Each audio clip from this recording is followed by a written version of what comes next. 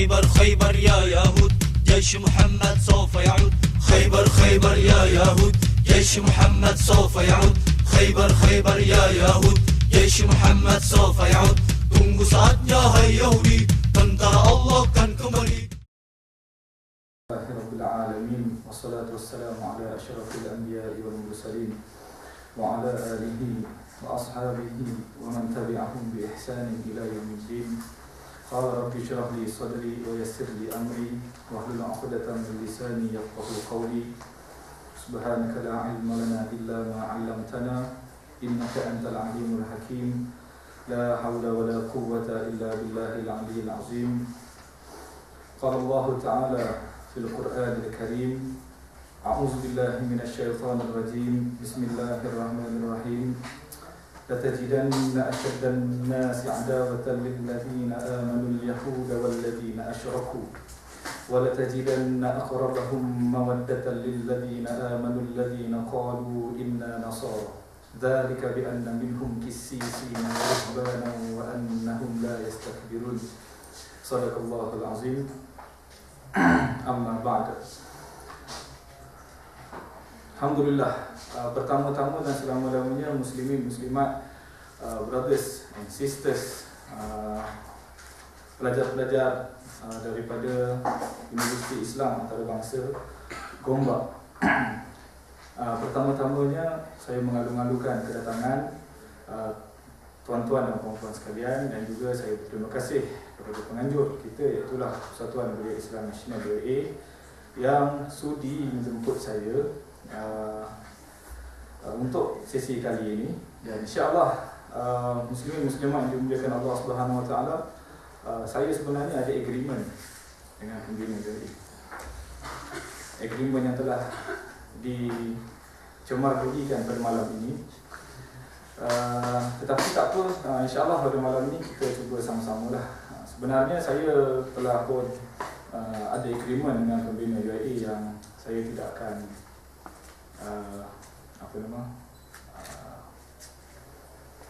dah berhenti lah. Maksudnya daripada Kuliah Sirah ni kita dah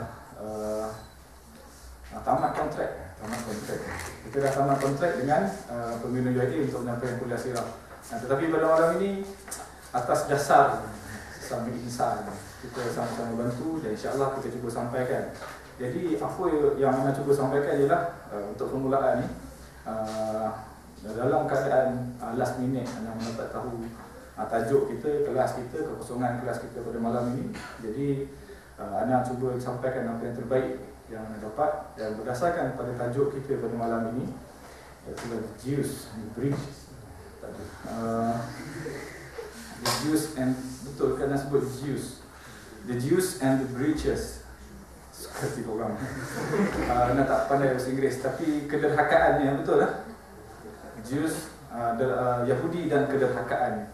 Pertama sekali, muslimin muslimat, sebelum kita mulakan apa-apa, harus difahami dengan jelas yang saya bukanlah seorang pengkaji Yahudi, bukanlah seorang yang menulis tesis ataupun master di dalam Yahudi, Israel dan sebagainya.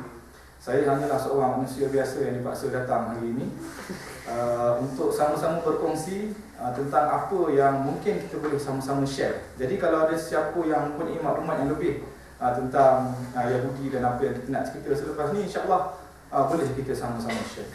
Jadi muslimin muslimat yang dimuliakan Allah, kita sangat bersyukur kepada Allah Subhanahu Wa Taala. Allah Subhanahu Wa Taala mengizinkan kita hadir pada malam ini. Dan insya-Allah kita akan mendengar satu tajuk, Jews and the Breaches. Jadi muslimin muslimat, Yahudi ada beberapa pandangan ataupun ada beberapa asal perkataan Yahudi tersebut. Maksudnya perkataan Yahudi itu berasal daripada mana? Ada pandangan yang mengatakan Yahudi itu adalah berasal daripada perkataan Yahuza. Yahuza ni ialah anak keempat Nabi Allah Yaqub alaihi salam. Itu kita akan cerita dengan lebih detail. Jadi ada yang mengatakan Yahudi ini adalah nama suatu agama yang mana pecahan ataupun orang-orang yang murtad daripada kaum Bani Israel itu digelarkan sebagai Yahudi. Itu yang kita nak bincangkan tentang Yahudi. Dan sebagaimana yang kita semua sangat-sangat makruf kita semua sangat-sangat mengetahui tentang sifat-sifat Yahudi. Kalau kita baca buku Syekh Saifur Rahman Barakfuri yang kita dah khatam tahun lepas dengan pembina YAI juga, beberapa orang juga nak mengkhatamkan buku ni. Syekh Saifur Rahman Barakfuri dia meletakkan beberapa perkataan yang kalau kita nisbahkan kepada bahasa Melayu, ianya agak melampau.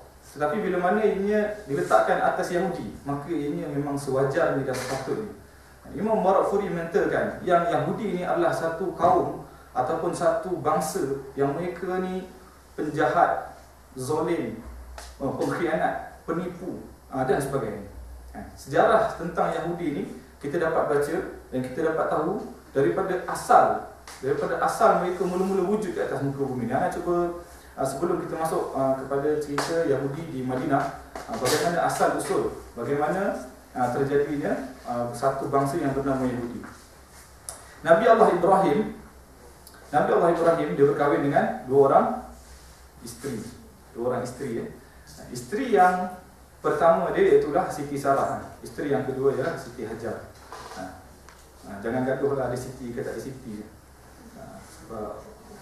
Sebab orang Melayu yang kononnya dikatakan Siti tersebut diletakkan oleh orang Melayu. Tapi Nabi Ibrahim punya dua orang isteri. Yang pertama itulah Siti Hajar dan yang kedua Siti Sarah. Daripada Siti Hajar, okey cuba clear. Daripada Siti Hajar, Nabi Allah Ibrahim mempunyai seorang anak, iaitu Nabi Allah Ismail. Kalau kita baca sejarah bagaimana Nabi Allah Ibrahim dia meletakkan Siti Hajar di satu padang yang tandus. Kita baca dalam Quran.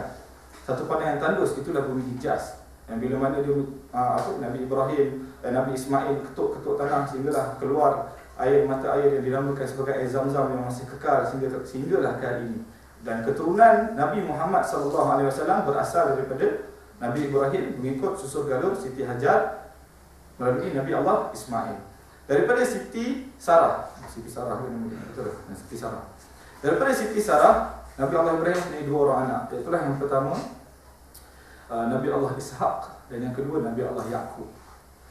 Nabi Allah Ishaq dan Nabi Allah Yaqub. Nabi Allah Yaqub pula mempunyai 12 orang anak.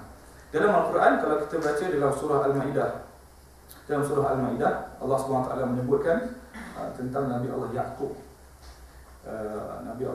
Itulah Bismillahirrahmanirrahim. Kullu ta'am kana hillan li bani Israil ma harrama Israilu ala nafsi. Jadi kalau ila akhir ayat, dan kalau kita tengok pada tafsiran sebahagian besar, dan kalau kita tengok terjemahan sendiri pun, Bani Israel yang pertama itu merujuk kepada anak-anak Nabi Allah Yaqub, dan Israel yang kedua itu merujuk kepada Nabi Yaqub sendiri. Jadi Israel, perkataan Israel itu adalah nama kedua bagi Nabi Allah Yaqub. Perkataan Israel itu ialah nama kedua bagi Nabi Allah Yaqub. Dan Nabi Allah Yaqub digelar sebagai Israel dalam Al-Quran beberapa kali disebutkan. Dan para mufassirin juga bersependapat yang mengatakan memang Israel yang diletakkan dalam Al-Quran itu merujuk kepada Nabi Allah Yaqub, kecuali perkataan Bani Israel. Kullu ta'am kana hillan li Bani Israel.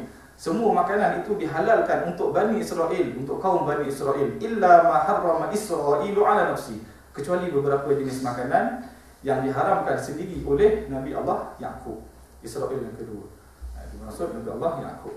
Daripada Nabi Allah Yaqub, baginda berkahwin dengan 4 orang isteri. Daripada isterinya yang kedua, baginda Nabi Allah Yaqub mendapat 2 orang anak, iaitulah Bunyamin dan Nabi Allah Yusuf. Dan kalau kita baca dalam surah Yusuf, macam mana Nabi Allah Yusuf dia cerita, dia kata inni ra'aitu ahada asyara kaukaban wasyamsa wal qamar ra'aituhum sajidin. Dia kata aku melihat 11 bulan dan 11 bintang sujud kepada aku. 11 bulan tu ialah adik-beradik dia lain. 12 orang daripada adik-beradik dia. Tapi lain-lain mak dia ada 4 orang isteri. Daripada 12 orang inilah terjadinya 12 kabilah Bani Israel, iaitulah anak cucu cicit Nabi Allah Yaqub. Inilah yang permulaan yang tamadunnya bermulanya zaman Bani Israel. Yang dimaksudkan dengan Bani Israel ialah anak beranak cucu cicit Nabi Allah Yaqub. Yang pada asalnya mereka ni ikutlah apa yang diajarkan oleh Nabi Allah Yaqub dan sebagainya. Dan cerita dia panjang, kalau kita cerita satu-satu dia jadi panjang. Ini asal usul dia. Kemudian daripada 12 anak cucu cicit Nabi Allah Yaqub, bagaimana pula timbulnya perkataan Yahudi? Bagaimana timbul perkataan Yahudi? Ada beberapa pandangan dan beberapa pendapat. Anda tidak cenderung untuk memilih mana-mana pandangan. Ada lebih baik kita berkongsi semua pandangan. Ada pandangan yang mengatakan dalam 12 orang adik-beradik Nabi Allah Yaqub ni, sebahagian daripadanya yang telah ingkar, yang mereka itulah digelarkan Yahudi pada ketika zaman itu lagi. Ada pandangan yang kedua mengatakan 12 adik-beradik Nabi Allah Yaqub ini menjadikan 12 kabilah Bani Israel. Maknanya ada 12 kelompok Bani Israel. Sebab tu kalau kita tengok ayat Quran, bila Allah sebut Nabi Musa ketuk batu, keluar 12 pancarun pula. Keluar 12 pancutan air daripada batu tersebut. Nabi Allah Yusuf pun kata dia mimpi jumpa 11 orang, 11 bintang dan bulan yang sujud ke arah dia. Jadi pandangan yang kedua mengatakan 12 kelompok Bani Israel pada zaman Nabi Musa, mereka mula digelar Yahudi ketika mana mereka ingkar.